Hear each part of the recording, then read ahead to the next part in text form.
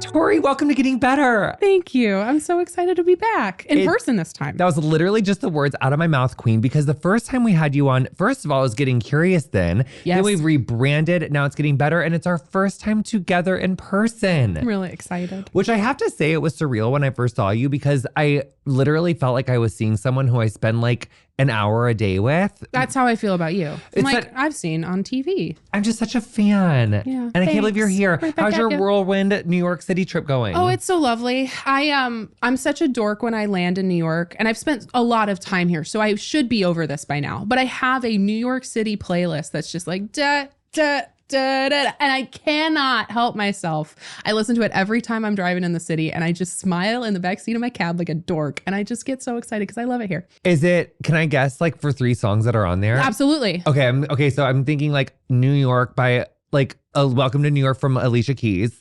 Yes. Empire State of Mind. Is it? Empire State of Mind. Yes. And then Welcome to New York by Taylor Swift. Absolutely. Yeah. Those two. And then the one that you just said. Yes. Because you gotta give it away. Those are the 3. And then NYC from Annie. Oh yes. Yep. Queen. And the like 2001 made for TV ABC with Audra McDonald. Thank you. Oh my we God, got theater kids in the house. Audra McDonald so it's much. so good. And that was the one I grew up on. So it's that song too. I have just this one song that just really reminds me of LA. I don't know why I'm going for LA when you just said New York. But I have an LA playlist too, so I get mine's Welcome to the USA, Miley Cyrus. I was moving to LA when that song came out, and I don't even know where I'm going to hopped on finance the plane it. at LA. Of course it is. Dreaming a cardigan. Yes. Absolutely. That was such a good era. It really was. It really was. Let's talk about money. It was great. Let's talk about money and how to get more of it and how to be just more response. Okay, but wait. So basically, for any listeners who may be like, I fear brand new and like living under like a rock on the internet, what does financial feminism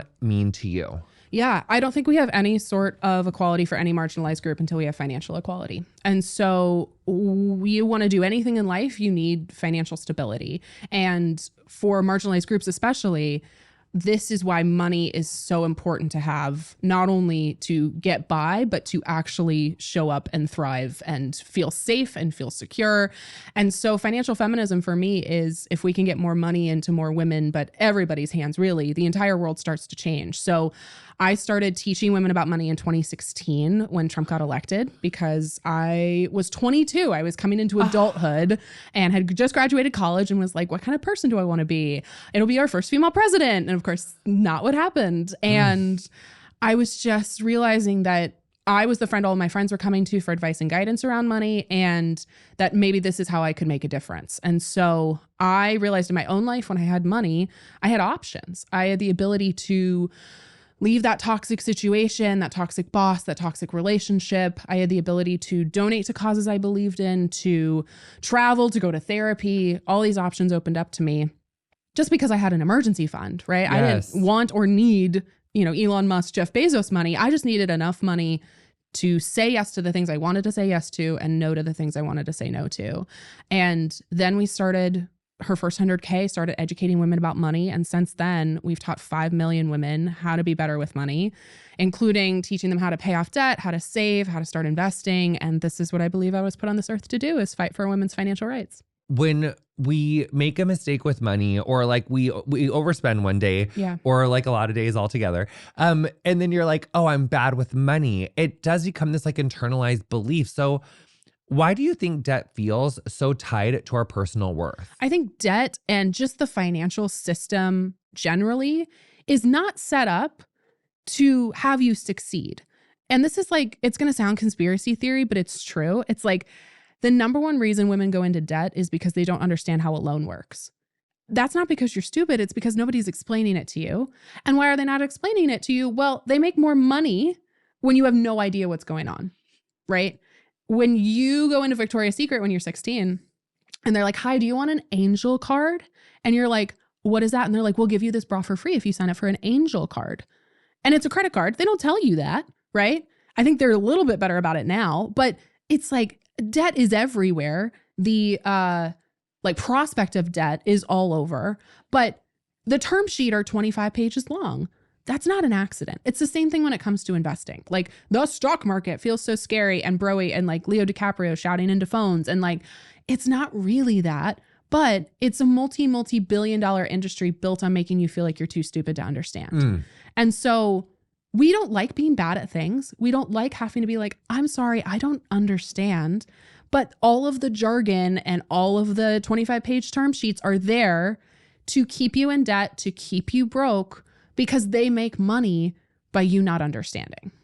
Which means like you take out the loan and you didn't read the stuff and then and then you realize, oh, compound interest on this loan, which means that credit cards, for example, this is something that blows people's minds when I break it down like this. Credit cards are such a great tool if you use them responsibly. I talk about all the time, like I'm literally going to the English countryside and staying in the hotel from Bridgerton for free using credit card points. Like they're so great, but it's a tool like anything else. The knife can make me dinner, the knife can cut me and send me to the hospital, right? So when it comes to credit cards, if you misuse them, meaning that you're putting purchases on them that you can't afford, it gets really bad really quick. So one, the interest compounds, meaning that you're not just paying, 10% on $1,000. It's 10% on $1,000. And then the interest. So the interest is earning on the interest is on the interest. So it's kind of like the movie Holes, you're digging the hole. Wait. This is just the first part too. Wait. So, but let's say that your credit card balance is $2,000. Yes. And it's, because don't some credit cards have like, what's like the worst credit card interest right now? Oh, 29%. Fuck me. That was my second point, is that student loan interest rates are like 4 to 8% on average. Credit cards are going to start you at like 18, but the average is like 23, 24%. It literally takes my breath away. Okay, yep. It's okay. So you're paying 24-ish% interest on not just your debt, but on every interest you paid before. So if you've been in debt with your original balance for a year, you've been paying interest, not just on that original $1,000, let's say, but on every interest month that was charged. Okay, but wait, I need to put this in a little bit of a different way for those of us that like are just how those of us are. Talk to me. Let's say this French kitty corner. Yes. These are these shoes from Chanel that I couldn't live without. I love it. And they were $1,000. Okay. But I couldn't afford it. Okay. And so I was like, throw it on the card. Okay. And my interest was 20%. Okay. So, and I couldn't pay it off at the end of the month. Yep. So I put the 1,000 on there, on October 2nd. Yep. And then it was due like November 1st. Yep. And on November 1st, I was like, ooh, I don't have it. Made no payment. Yep. And so now I'm $1,000 down on that. So how does that 20% go? So you're paying 20% on that $1,000. So now it's $1,200 is my bill. I think math is hard. Yeah, because like his 20% is like $200. So, and then December 1st, you're paying 20% on the $1,200, not on your $1,000, on the $1,200. So now we're dealing with like $1,400. Yeah, the math's a little rough because it's like it ends up. This is like in the weeds, but it ends up like doing 12. I love weeds. It's like 12 divided by blah, blah, blah. But the point is that some loans, like most mortgages, are just a standard percentage on the original balance as opposed to it compounding. Right. But the thing is, it compounds every day. Oh. And that's so my not third the point. month. Not the month. So it's not going to be as much as that like 1,200 craziness. It is going to be less than that. Yeah. But it's compounding a little bit every day. So that 20% starting November 1st is going to $1,000. And then it's like a little bit more and a little bit more and a little bit more. So it gets rough. So is this a fair way for me to tell my friend who won't stop impulse buying things? Which friend? I don't know. So basically it's like those $1,000 shoes, if you already couldn't really afford them, but you just throw them on the card, they ended up costing you even more. Even more money. And there's a lot of like, Afterpay and Klarna and all of these companies right now that are trying to like break it into 4. I always see that. Yeah, because I almost talked myself into it. I was like, is this how I get the thing that I don't need? And then I was like, wait, no, I don't need the Klarna. Of it. Yeah. So there's sometimes unless that they're they'll an advertiser offer, and they want to. No, we don't want to prey on our listeners. No. It's very predatory. No. And it's also like 0%. It's like, 0% for, I don't know, like 30 days or a month or I don't know what their terms are. But that is the other thing with Klarna is that like they do really cute commercials. Oh, they do. That's the marketing. That's the capitalism, baby girl. They're so good at it. It's so good. And this is the predatory stuff is like, I know, the terms are prey, so and I fell for every long. time it was pink, it was feathers. It's so hard. But it's also, I want you to be able to afford the life you want. And so we just have to wait. Yeah. And it's also, the thing I tell people about spending, definitely have a plan. And it's also, I have another financial expert friend who says you can basically afford anything. You just can't afford everything. Right. So it's like, okay, let's say we really want the Chanel bag. Okay. That might mean not spending money on this other thing so I can afford that instead. Like, I think about this all the time in terms of like, what do I really value? There's a practice in my book that we call, like, it was from a financial blogger. She put everything in taco dollars because tacos were the things that mattered to her most. So if the taco was $4 and the thing cost 12, it's like, oh, that's 3 taco dollars. And she was like, would I rather have 3 tacos or this thing? And sometimes the answer was, yeah, I want this thing. And sometimes the answer was like, no, I'd rather have tacos. And so for me, it's like, it's trips because travel's huge for me. Oh yeah, it's so smart. For like, okay, I know to get on a flight to New York from Seattle, it's going to cost me like $500-ish. If something's $500, it's like, okay, now I can't afford a trip to New York. Sometimes I'm good. I want that thing instead. So that's how we get rid of the deprivation, because that's the answer for so many people. Is they're like, I'm bad at money. I've been overspending, so I'm just not going to spend. And that's like going on a diet. And you and I both know that diets don't work because the more you tell me I can't have fried chicken, the more I want fried chicken.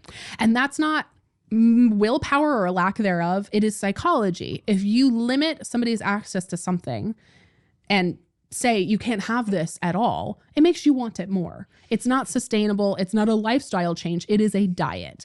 So when it comes to spending, it's more about how do we spend money on the things that really bring us joy and ignore the rest. Ignore the stuff that's not going to move the needle for our happiness ROI as much.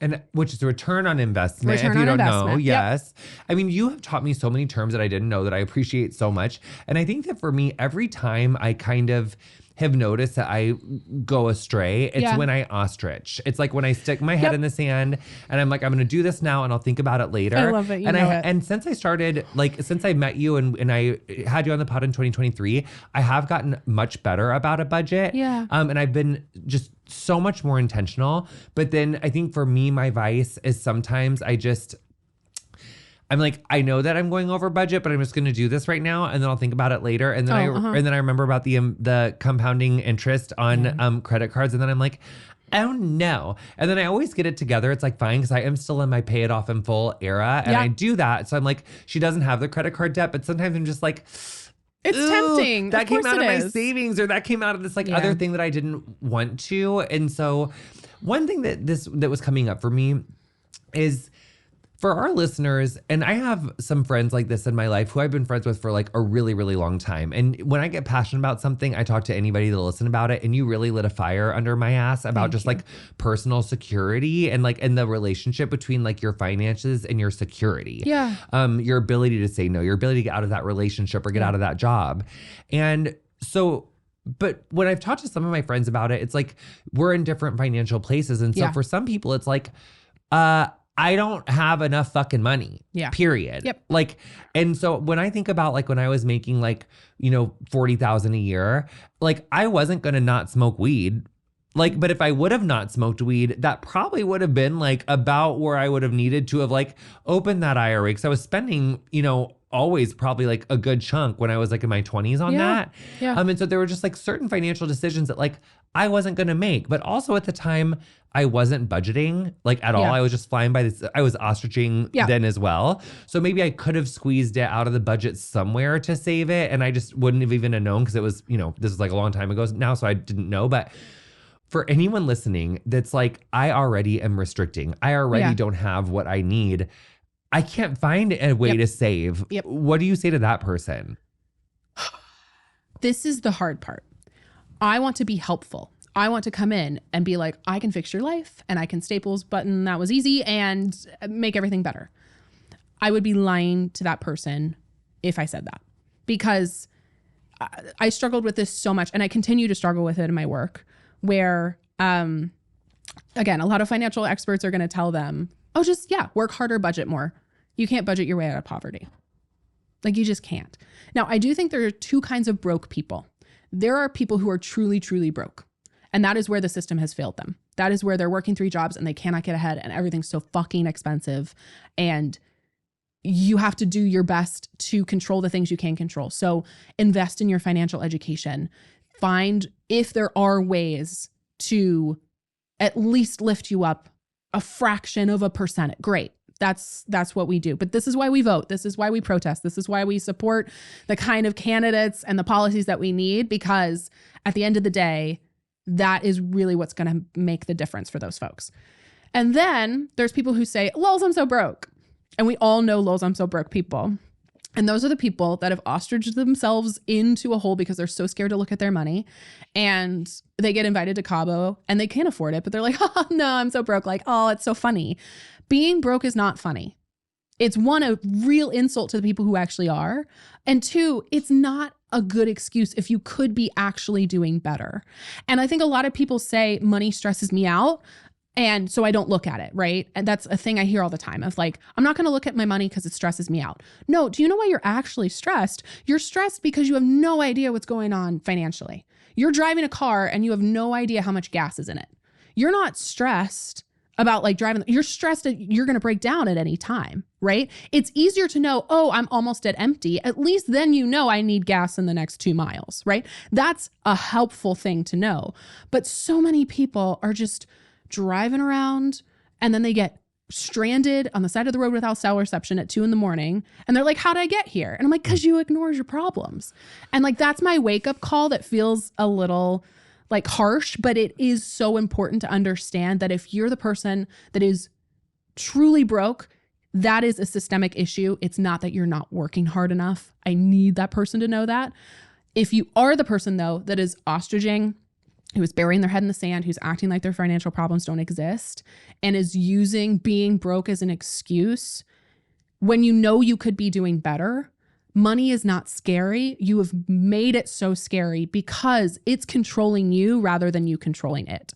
Yes. So it's like the monster in the horror movie that you never see. That's more terrifying than knowing what the monster actually looks like, right? Because yeah, it's going to be scary for a second, but I would rather you understand what's going on than just be raw dog in life and just like driving your car around, just being like, well, it could break down at any time. Like that's why you're stressed, because you have no idea what's happening. I think part of what makes finances so confusing is that it is blending this like technical know-how. Yes. We're giving acronyms. We're giving a kind of confusing, what can be a confusing system. So much jargon. Blended with our personalities and our habits and our shame and kind of like our stories, our origin stories, our trauma. And when we had you on Getting Curious, I remember the first thing you said is you were like, what's your first money memory? And I was like, why the fuck were we talking about money memories? Like I thought we were going to talk about like P&Ls and EBITDA and stuff. Yep. And it's like, no, because it really is this blend of understanding business, finances, Excel spreadsheets, plus understanding yourself. Yeah. And those are 2 layered things for anyone to kind of navigate. So how do you do that difficult work of separating the reality of I have debt from the identity of I'm bad with money? Yeah. I think that practice is so important. If people are listening and did not listen to that first episode you and I did, I think that money memory exercise is so helpful because everybody thinks math is about numbers. It's not. It's not about how good you are with math. It's not about, if you want to go freaky in the Excel spreadsheets, great, but like that's not for me. It's so emotional. It's about your psychology. It's about your emotions. It's about your trauma. It has very little to do with I was good in algebra at school. Like it's so different. Yeah. And it's also, again, like any purchase we make, whether it's like buying a round of shots at the bar or it's like swiping. Nobody swipes up on an Instagram ad anymore, but like whatever you're doing there, and it's because you're stressed or because you're really happy, right? Like we make almost all of our financial choices because we haven't regulated our emotions. But when it comes to the identity thing, I think that the I'm bad with money is the thing I hear all the time of like, I'm just bad with money. You are not bad with money. This is a learned skill that you have not learned yet. You don't pop out of the womb being like, why don't I know how to speak Italian or play an instrument? It's like you learn those things. You've learned every skill. But something about money for us feels like a trait in our DNA. We were born with the good with money gene or born with the bad with money gene. It is a skill that is learnable.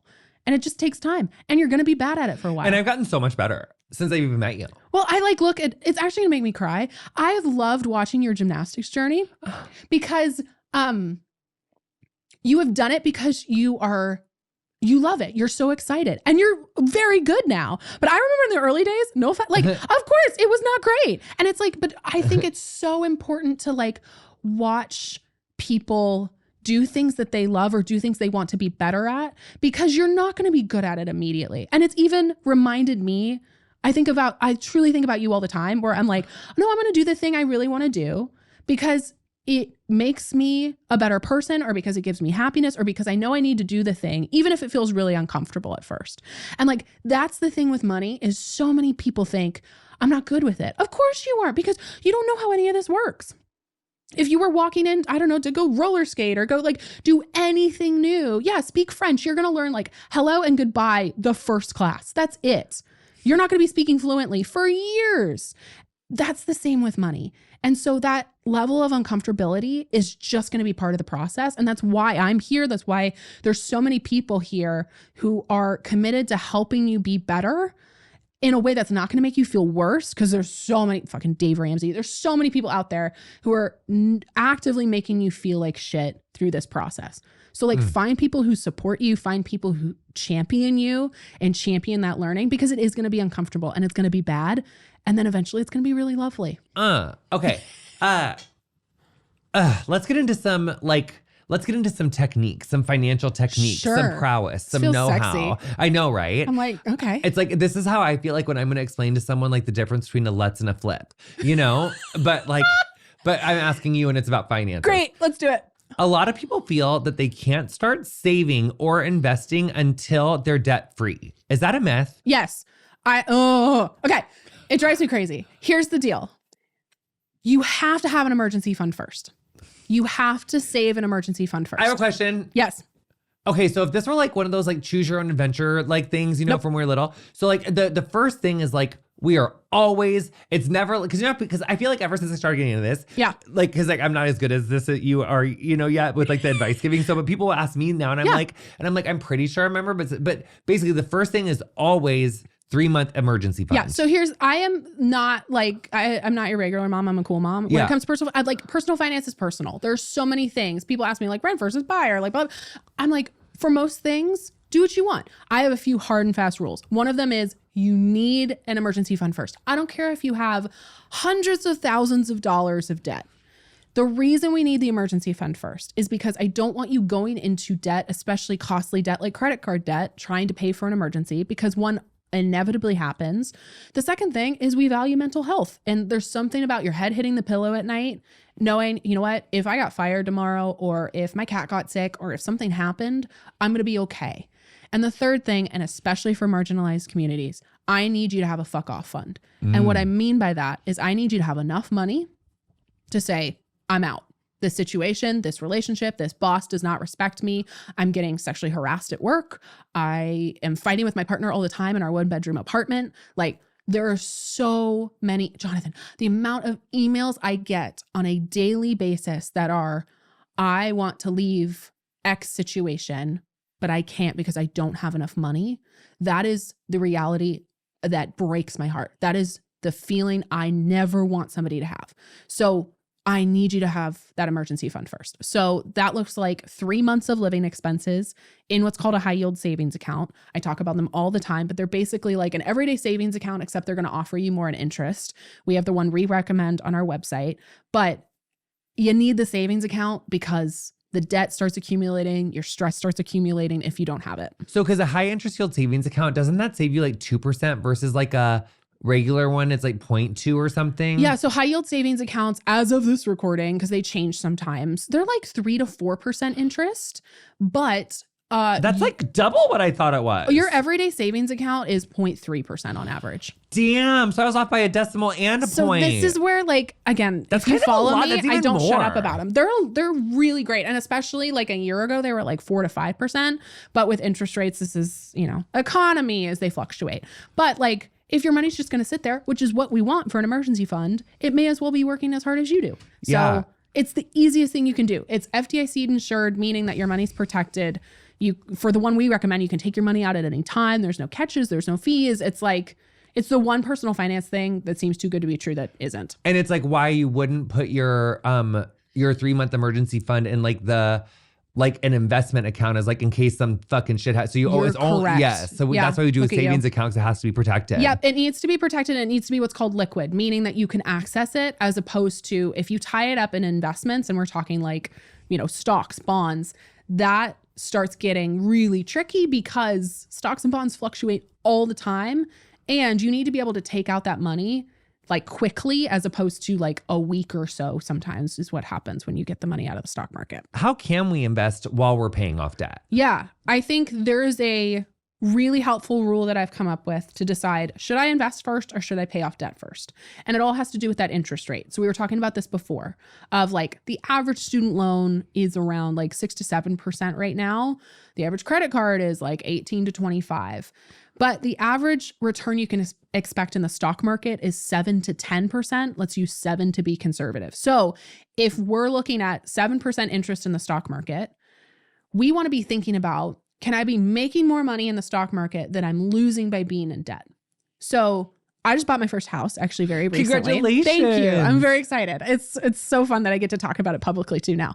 My mortgage is like 6.7%. So it's like right on the cusp, but it's still lower. So if I had $1,000 or any like sum of money and I was trying to decide, I would say, okay, I can make more money in the stock market than I'm losing by being in debt. So rather than trying to pay off that debt more aggressively, I'm going to invest the money instead.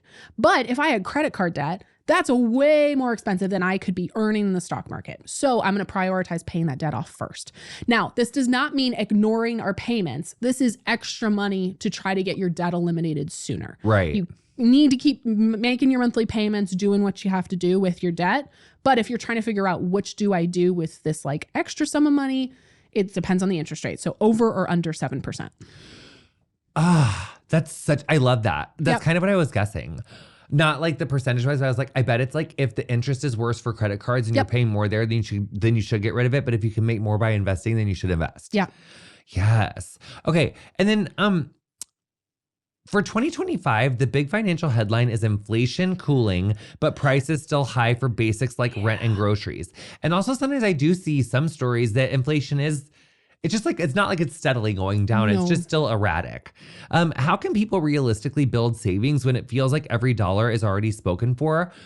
A follow-up there is, so OBA, which I literally, you guys, I just can't get over this name. One Big Beautiful Bill Act. I was, at first I thought it was like the triple B, and they should have gone with the triple B. I think it's more catchy.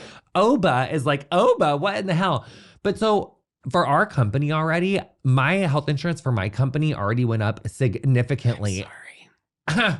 Yeah, it's but it's okay. It's fine. We got it. Don't worry. But yeah. So, but it really went up fucking a lot. Yeah. And I'm seeing articles coming out about more predicted like massive increases. So do you think, and not that we need to be like doing the ins and outs of the OBBA, right? Yeah. But obviously it is something that you should keep your eyes on. If your insurance is going to be going up by triple, that's going to make your like monthly budget, your triple, your 3-month living expenses is going to go up. Yep.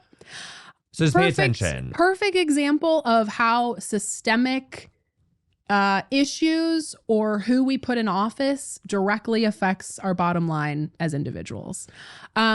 Yeah, I mean, your first question is like, how can somebody get ahead? They can't. No, I mean, it's just like, it's so fucked. It's so fucked. And life is really expensive and continues to be more expensive. And I know I sound both like a broken record and also somebody that's not helpful, but I don't want to gaslight people. Like, it is systemic, and this is why we vote and protest, and like, it's just so hard. If you can invest in your financial education, I do think that is your best form of protest right now, is understanding how all of this works and understanding, how do I optimize my tax return? How do I invest? How do I use a high yield savings account? That is something especially for people living paycheck to paycheck. You can open up a high yield savings account. Like, anybody can do that and immediately start making a little bit of money on anything you can save. Yes. And it's also about building the habit. So a lot of people will say, well, I can only do like $20 a month in a savings account. That's not good enough, right? And I'm like, this all or nothing mindset, get rid of it. Black and white does not help. It does not help. So It's like $20 is better than nothing. And it's also going to build the habit of you being financially responsible with not a lot. And I think if you can manage $10,000, you can manage $100,000. And if you can manage $100,000, you can manage $1 million. It is about getting good financial habits. With the one big, beautiful bullshit, it is supposedly going to help people who are like you and I, where we make a little bit more money, but at the cost of everybody else. So I've read that the average taxpayer is going to save $3,700, which is great until you realize how much is getting cut elsewhere. So it's really not affecting a ton in 2025, but it's affecting a lot next year in 2026.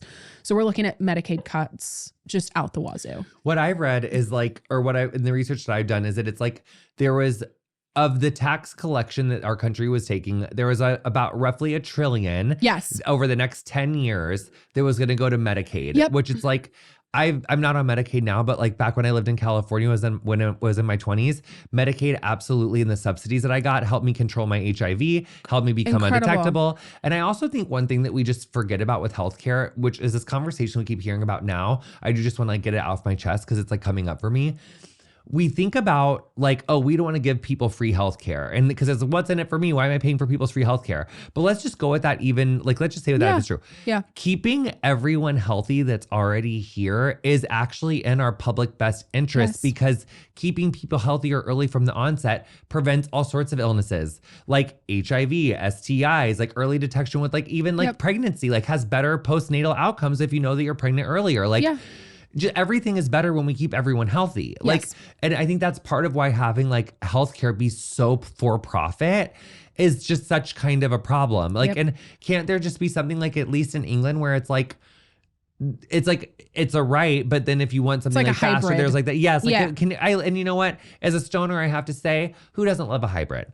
We love a good hybrid. But this all or nothing is just not working for us. And it's like, and I feel like the money, but let me finish that thought, which was they just took $1 trillion that was funded for Medicaid and for subsidies for people to get access to healthcare. And they moved that for tax breaks for millionaires and trillionaires. Yeah. Well, billionaires, millionaires and billionaires. So it's just so sad that it's this idea that like we're lessening our debt, or that like we're making this tough decision for like the fiscal health of our country. We're not even getting less in debt. We're getting the same in debt. We're just we're literally robbing poor people to pay Paul Musk. Well, and let me say, as a multimillionaire, I do not want this.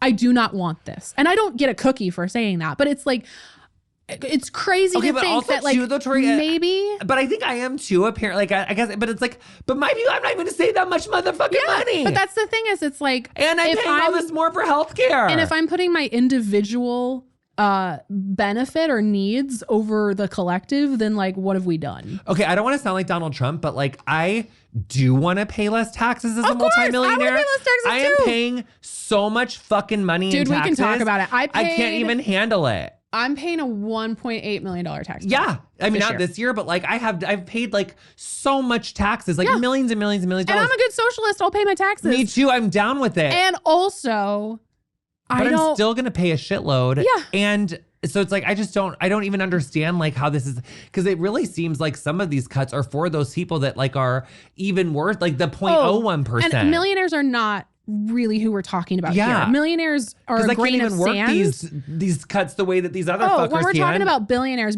are a beach. Yeah, they're really raking it in. And I think actually that brings me to something that I think is really important to talk about, which we're having all this conversation about like shitty rich people, right? Yeah. And it's so easy to hear this conversation and go, well, I don't want to be rich because I don't want to be a bad person. Like, I don't want to exploit people. I don't want to, like, we've all met a shitty rich person. We see shitty rich people on TV every single fucking day. But I don't want to win capitalism because that means I've exploited somebody. But I also can't lose capitalism either because that means deep suffering to myself and to my community and to my family.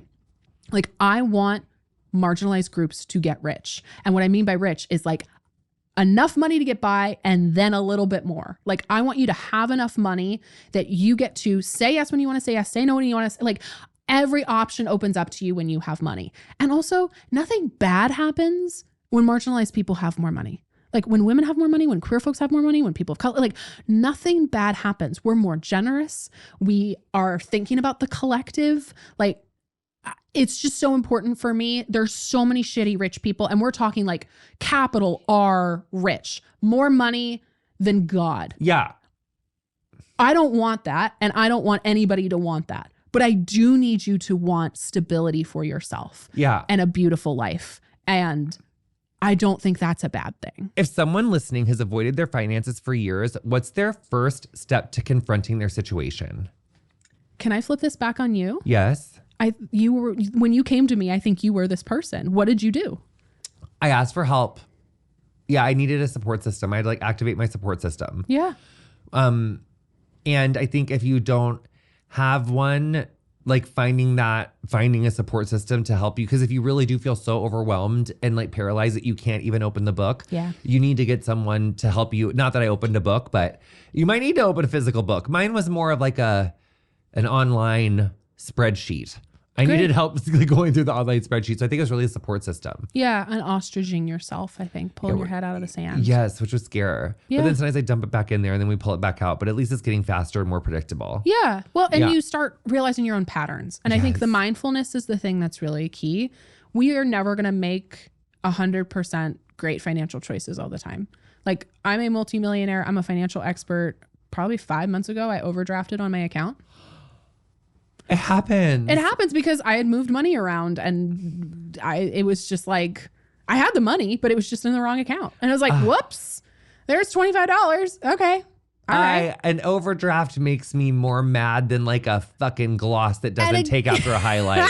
And again, it's like back to the thing where that's bullshit that you are charged like $25 if your account overdrafts. Like who can actually afford that? Nobody. Like it's very expensive to be poor. Sally Krawcheck told me, and I think I said this, I can't remember, but I'll say it again. She's like, that's a way that the economy is rigged to punch down. Yes. Like overdrafts, parking tickets. There's like, no trickle down economics. Yeah, it's like it's rigged already to punch down. Okay, how about this? What's one habit that's totally free that can build money confidence? Education. Your financial education. Where can they go? You? I mean, if I can shamelessly plug, Please. Our podcast is free. If you can't afford our $20-ish $2 book, it's free at your local library. Yes, I was just about to say the library. I go to and get my books at the library. I love the library. It's incredible. And the library is like the best financial hack. I do love a good library. It's so good. You can get your books and you can get, does anybody listen to CDs? I don't know. You get your CDs. In Seattle, they offer like free tickets to the art museum. I think in the Brooklyn Public Library, you can rent instruments. Like the library's great. Well, that sounds like a reason to not go to the library. Like random people like playing instruments. Oh, no, you take them like, away. Take them home. Yeah. Oh, I was like, God damn it, people are just like playing like, I was like, shit. Just in the middle, it's just George Michael's. They're like, blap, blap. No, I think education. So there's so many podcasts. Like I host one called Financial Feminist. There are so many incredible shows out there. YouTube is free with ads, but like watch an ad. There's so much good content out there. And I think that, it's not just enough to find people who are providing good information. Make sure they reflect your values. Ooh. And I know that sounds like no duh, but there's a lot of people talking about money who are super Trumpy or super focused again on like shame and deprivation. And that's not helpful long-term, because if shame would have worked, it would have worked by now. I do think like also to that end, and not to like, but it's so true. Like when I go to Ulta or when I go to Sephora to buy beauty stuff, I like, it has to be like, for instance, I just got like Overnight Repair by Estee Lauder. I think it's like the first massive company beauty thing I bought in like so long, just because it really is like the only one that really kind of like does that thing. I am a little bit of a sucker for La Mer, but like I am just like living for like the female owned, queer owned brands. Like I'm always reaching for my Patrick Ta. I'm always reaching for my One Size. I'm always reaching for my Live Tinted. Yeah. And I'm always going for those brands because like they really do need our support. And not you only can that, vote with your dollars. Absolutely. Yes, and I've just learned so much about like this economy. And I think especially for queer and women owned, and it's happening across the beauty industry, your dollar means more than ever. So your support means more than ever. So slay. What's one surprising thing you learned from your community that gives you hope about people and money? Oh, they surprise me all the time. It's just it's less of a surprise and it's more of a confirmation. Am I gonna cry a second time on this goddamn show? The thing that I see women do Now, our community is largely girls, gays, and theys. That's what we joke. But it's like 95, 98% women identifying. And the thing that happens is that they'll come to me and they'll say, oh, I just paid off my first $1,000 of debt. Or I finally feel like I know my money and I'm getting by and everything's great, to I just left a violent relationship that I couldn't get out of because I didn't have money. And then the second part of the message I always receive is something like, and I feel so much more confident in every aspect of my life now. And there's something about getting your financial shit together that is not just about money. It's like, it's your capacity and your capability. It's like, oh, I can do this. I can do a hard thing. Do you know Jen Hatmaker? Yes. I just had her on my show, and she was so kind and told me that I was one of the first resources that she turned to because she got a divorce after 25 years of marriage and had no idea what was going on in her financial life. Like no idea where the money was, no idea what the accounts meant, like was starting from zero. And I asked her, like, how do you feel? Not just financially, but how do you feel? She's like, I feel so powerful. Like I feel so strong. And that is the feeling I want for every single woman. And so what continually confirms this work for me is just like, I watch women become who they are when they have enough money to do, like, it's just so incredibly impactful. And that's the feeling I want for every single person, is the ability to say, yeah, I got this. I'll figure it out.